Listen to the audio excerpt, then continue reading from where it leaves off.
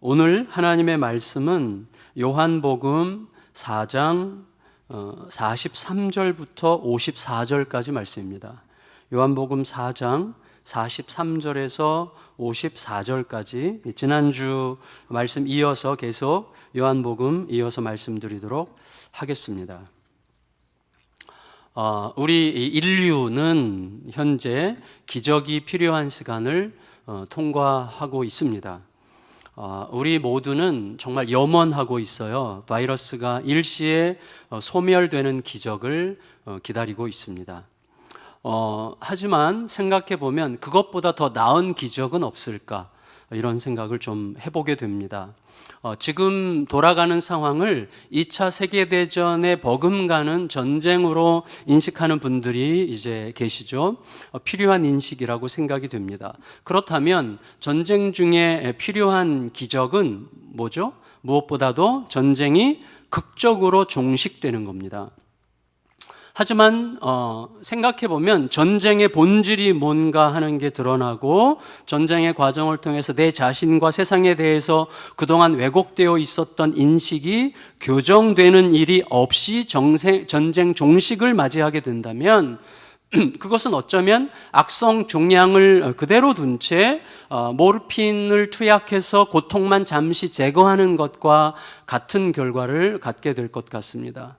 우리가 바이러스의 소멸을 간절히 원하지만 그보다 더 나은 기적은 우리의 내면에서 불안과 두려움과 의심, 당연한 거지만 그러나 이게 당연하다고 생각하는 만큼 정당한 건가, 그리고 그런 방식으로 살아가는 게 진짜 옳은 건가라고 생각해야만 되는, 그래서 우리 안에서, 우리의 내면에서 불안과 두려움과 의심 대신에 사랑과 신뢰의 정신이 작동해서 그 힘으로 서로를 향하게 되는 상황을 맞이할 수 있다면 그것이야말로 진짜 기적이 아니겠는가라고 생각할 수 있습니다. 가능할 수만 있다면, 그게 가능할 수만 있다면 그게 진짜 기적일 것 같아요.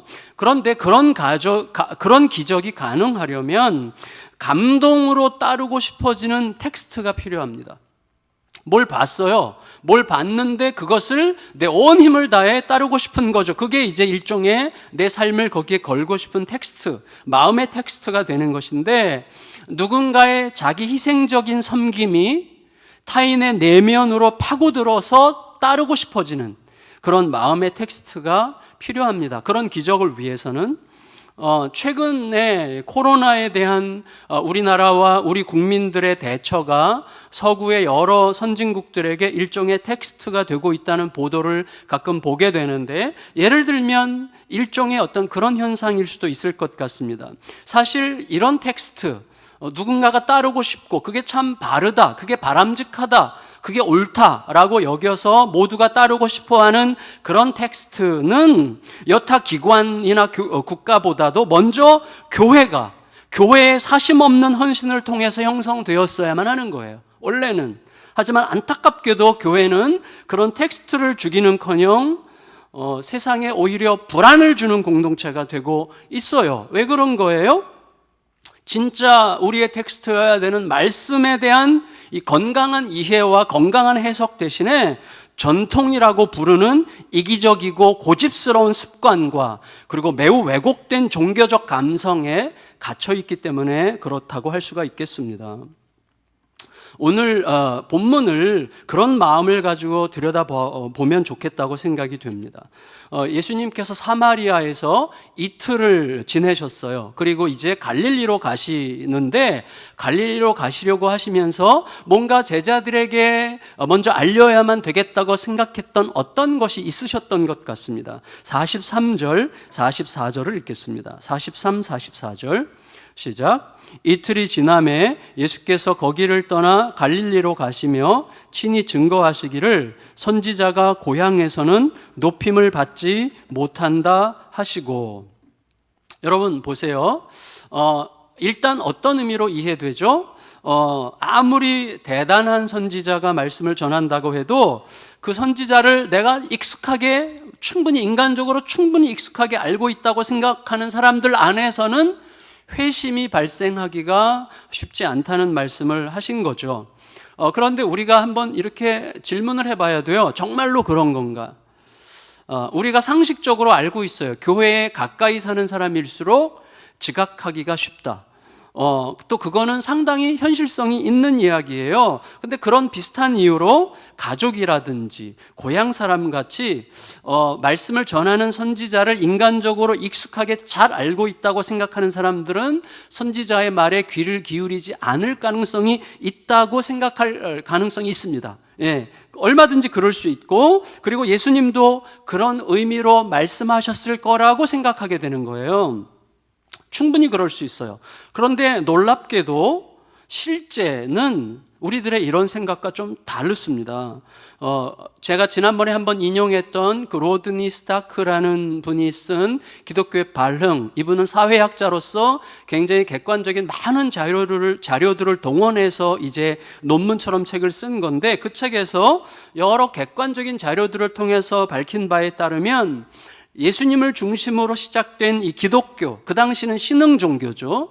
그러니까 기독교 같은 그 당시의 배경으로 보면 신흥 종교, 이런 신흥 종교의 경우에는 그 신앙이 뿌리를 내리고 자리를 잡는 과정을 보면 최초의 전달자의 가족들과 친구들과 가까운 이웃들의 개종과 회심이 결정적인 역할을 한다는 거예요. 실제로 여러분, 우리 자신을 보더라도 10명 중에 7, 8명은 이미 예수님을 알고 있었던 가족, 친구, 가까운 이웃들에 의해서 예수님을 알고 믿게 됐죠. 그게 이건 누구나 지금 알고 인정하는 객관적 사실이에요. 그러면 예수님께서 어떤 의미로 이런 말씀을 하신 거죠?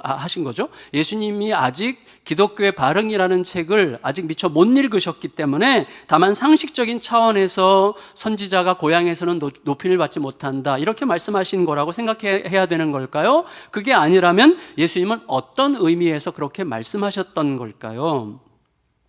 실제로 우리가 알듯이 예수님의 사역 초기에 가족들과 친족들은 예수님을 미쳤다고 생각했어요. 그래서 예수님을 보호하려고 혹은 가문의 수치를 면하기 위해서 예수님을 잡으러 다닌 적이 있죠. 하지만 최종적으로 자기들의 전 인생을 걸고 예수님의 사역에 뛰어든 사람들도 바로 그들이었습니다. 결국은 이들이 전부 다 그 사역에 목숨 걸고 뛰어들었죠. 따라서 선지자가 고향에서는 높임을 받지 못한다고 하는 말씀은 약간 다른 의미일 수도 있을 것 같아요. 무슨 말이냐 하면, 사마리아에서 예수님은 이미 이렇게 말씀하셨어요. 너희는 추수할 때가 아직 넉 달이 남았다고 생각하고 있구나, 이렇게 말씀하셨어요. 이게 무슨 말씀이라 그랬습니까? 회심해야 될 영혼들에 대한 긴박함이 없이 막연하게 미루려고 하는 게으름을 책망하시는 말씀이었어요. 그렇다면 선지자가 고향에서는 높임을 받지 못한다는 말씀도 예수님께서 그렇게 말씀하시면서도 고향 갈릴리로 가시는 걸 보면 이런 의미일 거예요. 그런 말이 있다. 하지만 그런 말 때문에 고향에 가지 못할 이유가 있겠는가? 다시 말하면 그런 말이 있음에도 불구하고 가야만 한다는 반어법으로 이해할 수도 있을 것 같습니다. 그런 말 때문에 복음을 가려가면서 전할 수는 없다는 거예요. 많은 이런 종류의 이야기들이 우리 속에 핑곗거리를 만듭니다. 그렇게 하지 않아도 된다고 하는 합당한 객관적 이유로 우리가 자신을 설득하는 자료로 쓸 수 있거든요, 우리들이 얼마든지. 근데 예수님은 그렇게 말씀하시면서도 가시잖아요. 여러분, 물론 선지자가 고향에서 환영받지 못한다는 말씀에는 아까 말씀드린 것처럼 현실성이 있어요. 45절을 읽겠습니다. 45절 시작. 갈릴리에 이르심에 갈릴리인들이 그를 영접하니 이는 자기들도 명절에 갔다가 예수께서 명절 중 예루살렘에서 하신 모든 일을 보았음이더라. 여러분, 지난주 본문에서 사마리아 사람들은 예수님을 어떻게 했어요? 세상의 구주로 고백했어요. 근데 갈릴리 사람들은 단지 영접했을 뿐이에요. 여기서 이 영접하는 자, 곧 그 이름을 믿는 자들에게는 이라고 말씀하실 때 그 영접이 아니에요. 그냥 환대했다는 거예요.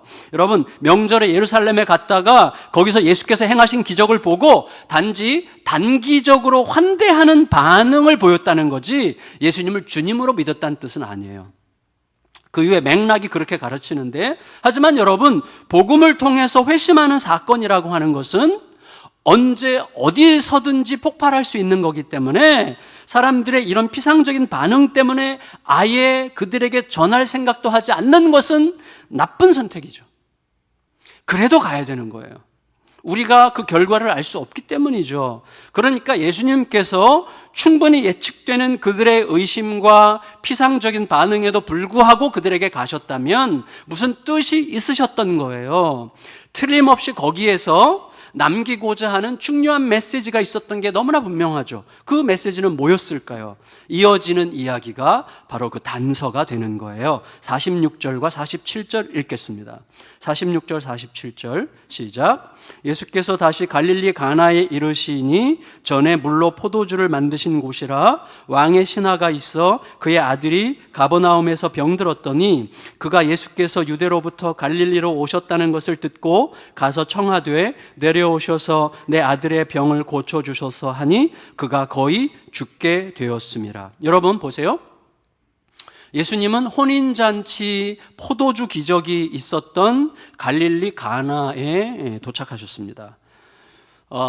포도주 기적의 진실을 알았던 사람들이 누구예요? 하인들, 제자들, 마리아였어요. 그런데 그런 이야기가 잠잠히 묻혀 있을 리는 없습니다. 잠잠히 어떻게 이런 일이 잠잠히 묻혀 있을 수가 있겠어요? 그 하인들이 가만히 있을 수가 없죠. 그리고 그런 소문은 퍼져나갈수록 과장스러운 신비가 거기에 보태지죠. 따라서 가나에는 이미 포도주 기적으로 형성된 어떤 기대감이 쫙 깔려 있었을 거예요. 예수님과 포도주 기적과 관련된 어떤 기대감이 쫙 깔려 있었을 거예요. 그런데 그곳에 바로 그 기적에 대한 기대감으로 가득한 그곳에 갈릴리 통치자 헤롯 안티파스 왕, 분봉왕인데 이 왕의 신하가 살고 있었어요. 그런데 그 신하의 아들이 가버나움에 갔다가 병이 들었어요. 가나에서 가버나움까지는 걸어서 꼬박 하루길입니다. 그러니까 어린애는 아닌 거죠, 그 아들이.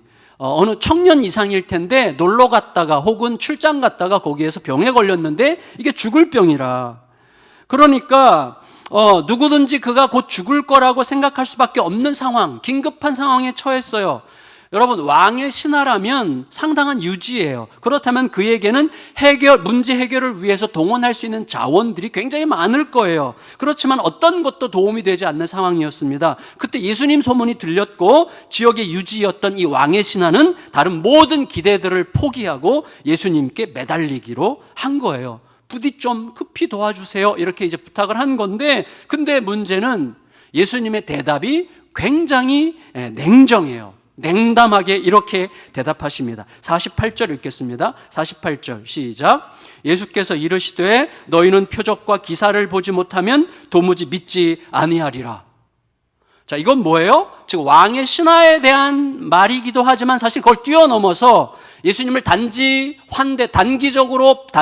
반응으로 환대하기만 한, 기적을 보고 환대하는 정도의 수준에 그친, 또 예수님의 포도주 기적을 보고는 또 다른 기적을 잔뜩 기대하고 있는 가나 사람들을 향한 선언이라고 할 수 있는 거예요. 여러분, 기적을 봤으면 또 다른 기적을 기다리기보다 기적을 행하신 분에게 가야죠.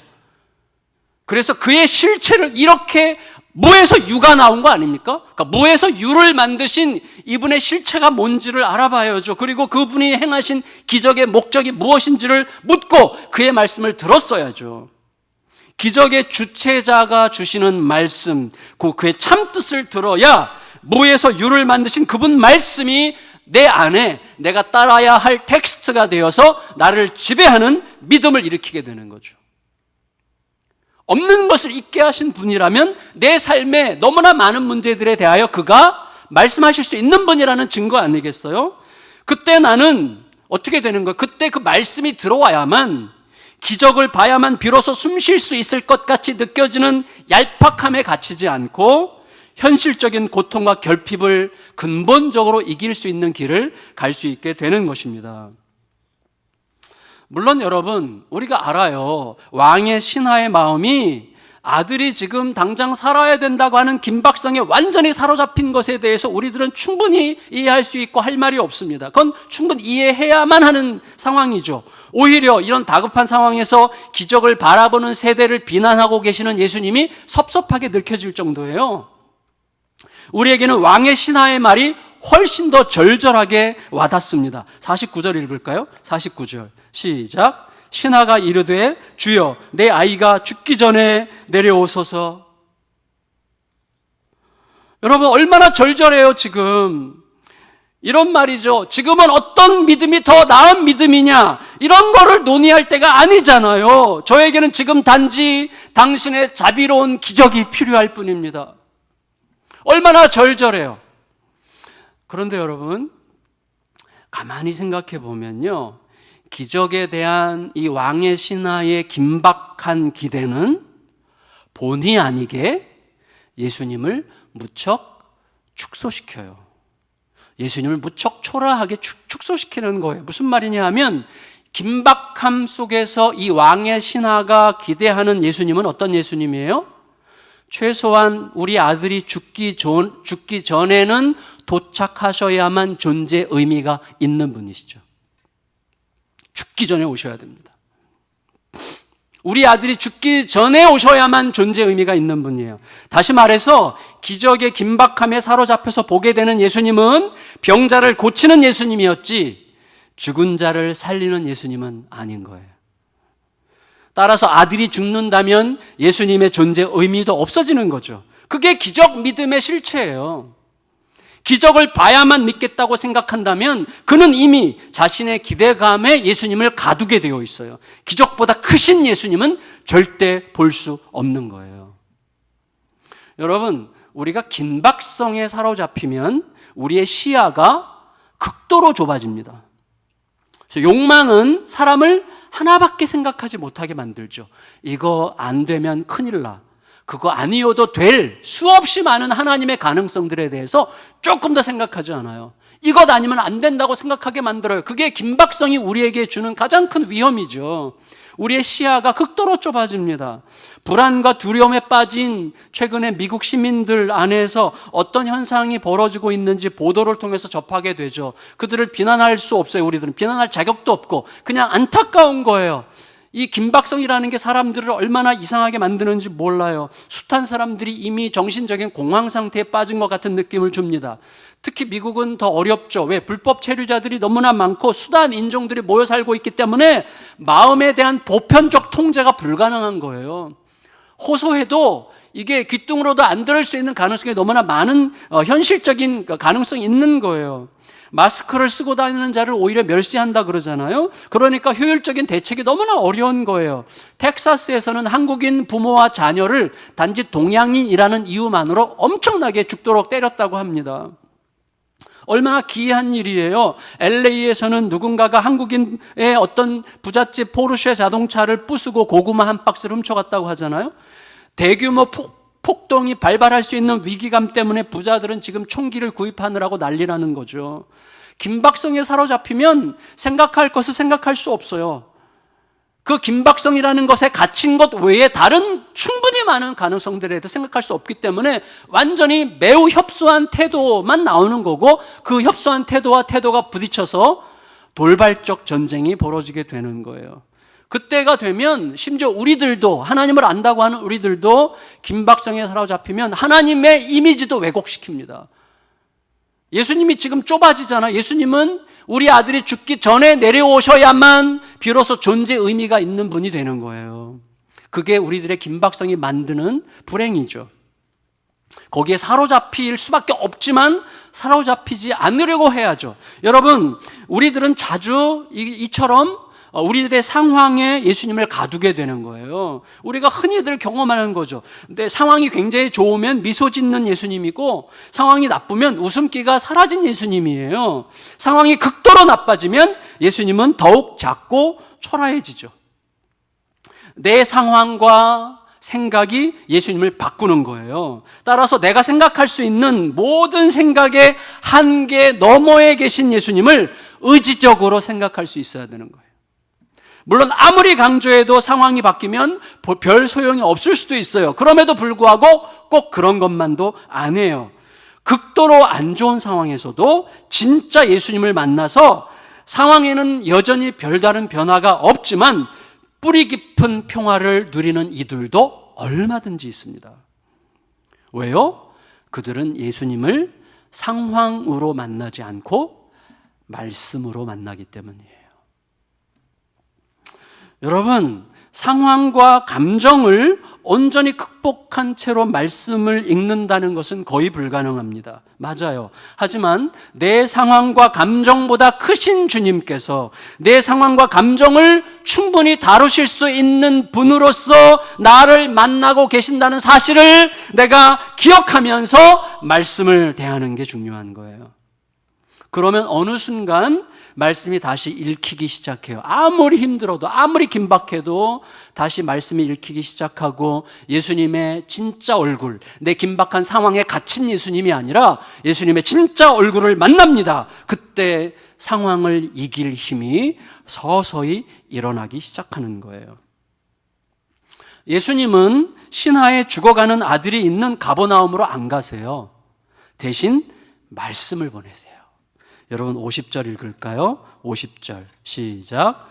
예수께서 이르시되 가라, 내 아들이 살아있다 하시니 그 사람이 예수께서 하신 말씀을 믿고 가더니 그랬어요. 여러분, 이게 너무나 중요해요. 여러분, 왕의 신하는 예수님이 아니라 자기 아들이 살 거라는 말씀과 함께 가요. 신하는 아이가 죽기 전에 라고 상황을 얘기했지만 예수님은 아이가 살아있다 하고 창조주의 선언을 하세요. 중요한 것은 예수님 말씀이 그의 마음에 들어갔다는 거예요. 상황은 하나도 변하지 않았지만 말씀이 들어갔어요. 말씀이 들어가니까 믿음이 생겼어요. 믿음이 생기니까 그 말씀을 붙들고 아들을 향해서 가요. 여러분, 이 왕의 신하는 예수님을 두고 간 게 아니라 예수님 말씀을 들고 간 거예요. 예수님 말씀이 곧 예수님과 같다는 사실을 알고 믿게 됐어요.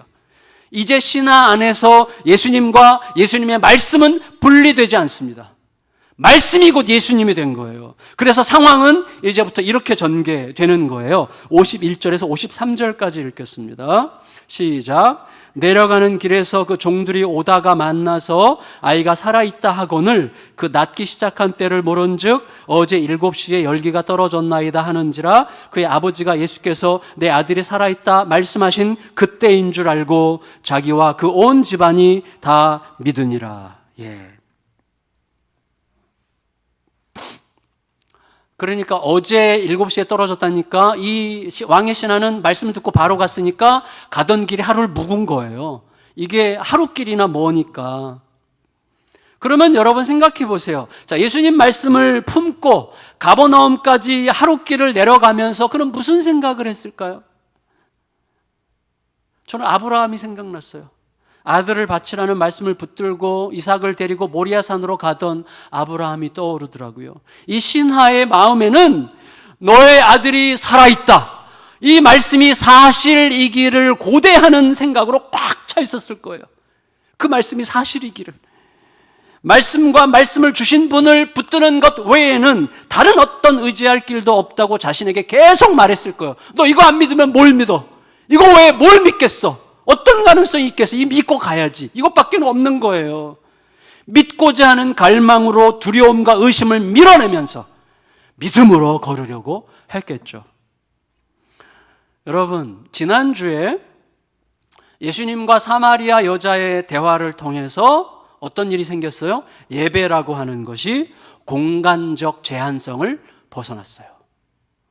그래서 우리가 지금 이런 형태로 예배를 드리는 것도 굉장히 의미 있는 하나님이 주시는 메시지라는 생각을 해요. 예배는 공간적 제한성을 벗어납니다. 우리의 모든 삶의 자리가 예배여야만 하는 거예요. 근데 이제 오늘은 예수님과 왕의 신하와의 대화를 통해서 치유와 회복도 공간적 제약을 뛰어넘어요. 직접 안수를 해야만 되는 게 아니에요. 예, 여러분, 말씀이 기적보다 앞서는 거예요. 말씀이 기적보다 앞서요. 기적에 대한 감동으로 말씀이 믿어지는 게 아니라 말씀과 말씀의 주인에 대한 믿음으로 기적을 보게 되는 거예요. 말씀이 기적보다 앞서는 거예요. 기적에 대한 감동 때문에 말씀이 믿어지는 게 아니라 말씀과 말씀의 주인이신 그 예수님에 대한 믿음으로 기적을 보기 시작하는 것입니다.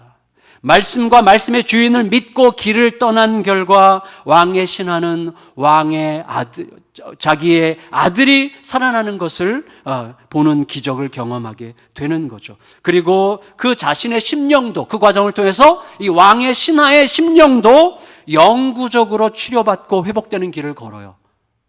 굉장히 중요한 것을 얻은 거예요. 만일에 이 사람에게 기적이 먼저였다면 그는 또 다른 기적을 기대하는 자가 되었겠지만, 말씀을 믿음으로 기적을 받기 때문에 이제는 언제 어디서든, 심지어 기적이 없어도 말씀으로 살아갈 수 있게 된 거예요. 따라서 말씀이 믿어지는 게 가장 위대한 기적이죠. 말씀이 믿어지는 게 가장 위대한 기적이에요. 신하가 아들이 있는 가버나움으로 내려가는 동안에 신하의 종들이 올라오고 있었어요. 둘이 만났어요. 양쪽이 만나는 순간 이 신하는 말씀이 현실이 됐다는 것을 확인하죠. 말씀이 현실이 됐다는 것을 확인하는 거예요. 아들이 단지 목숨만 간신히 건진 상태였다면 이 신하들이 그렇게 급하게 주인을 찾아서 올라올 리가 없죠. 생생하고 팔팔하게 살아났기 때문에 아들을 두고 올라왔겠죠, 신하들이. 여러분, 아들이 확연히 회복되기 시작한 시점을 확인해 보니까 예수께서 너의 아들이 살아있다 라고 말씀하셨던 바로 그 시간이었어요. 이게 중요해요. 너의 아들이 살아있다라고 말씀하셨던 그 시점과 아들이 살아난 시점이 같았다는 사실을 깨닫는 이 순간이 소름 끼치는 순간이에요. 그게 왜 중요하냐 하면, 여러분, 이게 이제부터는 계속 생각나거든요, 이 말씀이. 제가 어려움에 빠져 있을 때마다 제가 수년 전에 맨 앞자리에서 들었던 내가 주인이야, 내가 해, 수시로 생각나는 거예요. 그 말씀이. 내가 한다고 얘기했잖아. 그게 다 이기게 하는 거예요. 여러분, 아들이 살아있다, 이 말씀은 이제부터 왕의 신하의 이 마음에서 계속 되살아나는 말씀이 되는 거예요. 그 말씀으로 또 새로운 말씀을 듣고 싶은 거죠. 결국 예수님은 말씀이 곧 현실이 되게 하시는 창조주 하나님이 됐어요. 이 왕의 신하의 마음 속에서. 이후로 이 신하의 마음에는 틈나는 대로 어떤 위기를 만날 때마다 그 말씀이 계속 마음에 맴도는 거예요. 너의 아들이 살아있다. 그 말씀이 이후로 그의 삶을 끌어가게 되는 것입니다. 말씀이 그를 변화시켰어요. 말씀으로 변화된 그는 이제 자기 안에 담겨있는 그 말씀을 꺼내서 누구에게? 집안 식구들에게 그 말씀을 전해요. 그러니까 온 집안 식구들도 같은 믿음을 갖게 되는 거예요. 이제 그는 알게 됐어요. 아직 아무런 변화가 일어나지 않았을지라도, 지금은 어떤 기적도 기대할 수 없는 상황일지라도 예수님의 말씀이 믿어지면 그게 곧 현실이라는 걸 알게 됐어요. 그래서 이제는 기적이 없이도 예수님 말씀과 함께 움직이면 된다는 것을 알게 된 거예요. 회심은 이거예요. 회심은 이렇게 말씀으로 변화되어 말씀의 지속적인 이끌림을 받는 것까지를 포함하는 거예요. 사도 바울은 그것을 믿음으로 믿음에 이르게 하나니예요. 그 믿음의 핵심이 뭐예요? 말씀이죠. 예수 그리스도와 그의 말씀이죠. 예수께서 갈릴리에 오신 후에 일어난 이 두 번째 표적은 우리에게 첫 번째 표적과 동일한 것을 가르칩니다. 54절 읽고 마칠게요. 54절 시작. 이것은 예수께서 유대에서 갈릴리로 오신 후에 행하신 두 번째 표적이니라. 여러분 보세요. 기적을 받기 때문에 믿음이 형성되는 게 아니라 먼저 말씀이 내 안에서 믿어짐으로 기적을 보게 되는 거예요. 내가 생각지 못했던 기적을 보는 거죠. 갈릴리 가나에서 놀라운 기적이 있었지만 제자들 외에 예수님을 믿은 유대인들은 없었어요. 놀랍게도.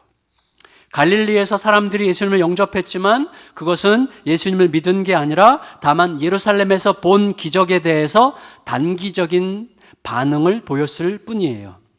하지만 사마리아 수가성 사람들과 이방인이었을 가능성이 있는 이 왕의 신하는 예수님을 세상의 구주로 믿었습니다. 기적 때문이 아니에요. 놀랍게도 사마리아 수가성 사람들과 이 왕의 신하의 공통점은 기적을 보고 믿은 게 아니라 말씀 때문에 믿은 거예요. 사마리아 수가성 사람들은 이틀 동안 예수님 말씀을 듣고 이 사람은 아들이 살았다는 말씀을 붙들고 갈 때에 믿음이 생겼고 그 믿음의 결과로 기적을 보게 됐던 거죠. 말씀을 믿음으로 붙드는 순간 말씀은 이미 생생한 현실입니다. 따라서 우리의 삶은 예수님께 듣고 들은 말씀을 붙드는 것을 통해서만 모든 위험에서 안전할 수가 있는 것이에요. 말씀을 마칠게요. 다시 말씀드리지만 우리는 정말 기적이 필요한 시대를 통과하고 있습니다. 우리 모두는 기적이 일어나기를 고대하고 기적이 일어나 바이러스가 일시에 소멸되면 너무나 좋겠습니다. 오늘날 일어났는데 모든 나라에서 바이러스가 그냥 다 사라져 버렸어요.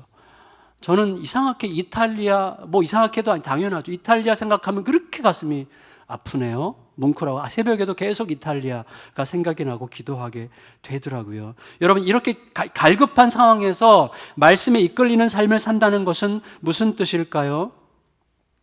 몇 분의, 아까 제가 광고 시간에 말씀드린 것처럼 몇 분의 참 고마운 집사님들께서 마스크 700여 장을 기증해 주셔가지고 우리 교육자님들이 하루 날을 잡아서 향남에 있는 영세 사업장들 100여 곳을 돌면서 마스크를 나누어 드렸어요. 대부분은 반갑게 고마운 마음으로 받아주셨지만 소수의 어떤 분들은 의심의 눈으로 또 다소의 불편함으로 거절하셨다고 하더라고요. 그분들이 충분히 이해가 됩니다. 왜냐하면 우리 시대가 어떤 시대예요? 내어줌 그 자체로 사랑하는 시대가 아니에요. 우리 모든 시대는 거래의 시대이기 때문에 사랑 같아 보이는 모든 것들도 거래적 수단으로 사용되는 시대예요. 그리고 그 일을 교회도 앞장서서 그 짓을 해왔어요. 사람들이 우리에게 사랑이라고 하는 말에 행동을 할 때 항상 나 교회 데려가려고 그러는구나 이렇게 의심하게끔 우리가 그렇게 행동해 왔다는 거예요. 그래서 사랑의 의미가 다 없어졌어요. 사랑도 거래가 됐기 때문이에요. 지금 그런 시대란 말이죠. 자기중심적 목적을 이루기 위해서 사랑이라는 상표를 남발해온 시대고 그 일에 교회도 앞장섰기 때문에 우리가 할 말이 없는 거예요. 나 중심적인 기대를 나 중심적인 결과를 전혀 기대하지 않는 오직 그를 위한 사랑, 내어주는 게 전부인 그 예수님의 사랑으로 사랑하는 법을 배워야만 합니다. 우리가 그거 회복해야 돼요. 다른 길이 없어요. 말씀 앞에 겸손히 엎드려 말씀이 이끄는 대로 걸어야 돼요. 내가 내 이익과 만족을 위해서 말씀을 사용하지 않고 말씀이 내 모든 자원을 사용해서 친히 일하시게 하는 그런 방식이 되어야만 하는 것입니다. 거기까지가 회심이에요. 거기까지가 회심이에요. 왜 그렇죠? 우리가 회심했다고 하면서도 말씀을 이용해요. 사랑을 이용해요. 예수님을 이용해요. 회심하지 않은 거예요. 나를 온전히 들여서 나와 내게 속한 모든 것이 그와 그의 사랑의 이름으로 그냥 사용되는 게 목적인 것까지가 회심인 거죠. 회심은 거기까지라고 할 수 있습니다. 그런 회심만이 세상을 바꾸는 위대한 능력으로 작동하게 되는 거예요. 우리 안에서 이런 회심의 온전한 얼굴이 서로의 모습을 통해서 가정에서, 교회에서, 지역사회에서 자꾸 더 확연하게 드러나게 되기를 높으신 예수님의 이름으로 축원합니다. 여러분, 이 시간 함께 기도할 때 오늘 말씀을 가지고 이 질문을 가지고 기도하겠습니다. 나는 지금 무엇에 이끌리는 삶을 살고 있다고 말할 수 있습니까? 사람이나 환경이나 기적적인 현상들이 아니라 주님의 말씀에 이끌림을 살고 있다고 말할 수 있는지요? 기적을 물론 바랍니다. 기적이 있으면 너무나 좋겠습니다. 그러나 기적이 있기 전이라도 주의 말씀에 이끌리는 삶을 사는 게 너무나 중요합니다. 그리고 우리가 오늘 살펴봤듯이 진정한 회심이 그 말씀을 따라 세상에 가득한 고통에 예수 이름으로 신실하게 참여하는 것까지를 포함한다고 할 때 나는 주님께 어떤 기도를 드려야 되겠습니까? 이것 가지고, 이 질문을 가지고 기도하겠고요. 특별히 아까 신장로님께서 기도해 주셨지만 우리 의료진들을 위해서 정말 사력을 다하시는 의료진들을 주 앞에 부탁드리면서, 그리고 우리 자녀들의 교육이 정상적으로 빨리 시작될 수 있도록 각 가정을 위해서, 대구 경북 지역을 위해서, 특별히 이탈리아와 지금 막 확진자가 늘어나고 있는 여러 나라들을 기억하면서 하나님 앞에 중보하며 기도하도록 하겠습니다. 기도합니다. 아버지 하나님, 상황에 급하고 긴급하게 대답함으로 의심과 두려움과 경계와 불안으로 완전히 휩싸여 살아가는 문화로 꽉 찬 세상 한가운데서 어디선가 예수의 이름으로 사랑과 신뢰가 흐르고, 사랑과 신뢰가 흐르는 그 정신이 온 땅을 점점 사로잡는 기적을 우리에게 허락하여 주시고, 말씀에 온전히 엎드림으로 교회로부터 그런 일들이 아름답게 시작될 수 있도록 인도하여 주시기를 간절히 기도드리옵나이다. 진정한 회심의 역사가 이 땅에 임하게 하여 주시옵소서. 저희의 기도를 들으시는 주님께 감사드리며 예수님의 존귀하신 이름으로 간절히 기도드리옵나이다. 아멘. 우리 구주 예수 그리스도의 은혜와 아버지의 사랑과 성령의 교통하심이 우리 사랑하는 모든 성도님들, 각 가정에서 또 개인적으로 예배하며 주님을 찾는 모든 신실한 주의 백성들, 우리 모든 자녀들과 각 가정들 위에, 이 땅 위에, 특별히 대구 경북 지역 위에, 그리고 이탈리아를 비롯하여 확진자가 날로 늘어나고 참 당황하고 있는 모든 나라들 위에, 하나님의 긍휼과 자비를 구하는 모든 백성들 위에 영원토록 함께 하시기를 간절히 축원하옵나이다. 아멘.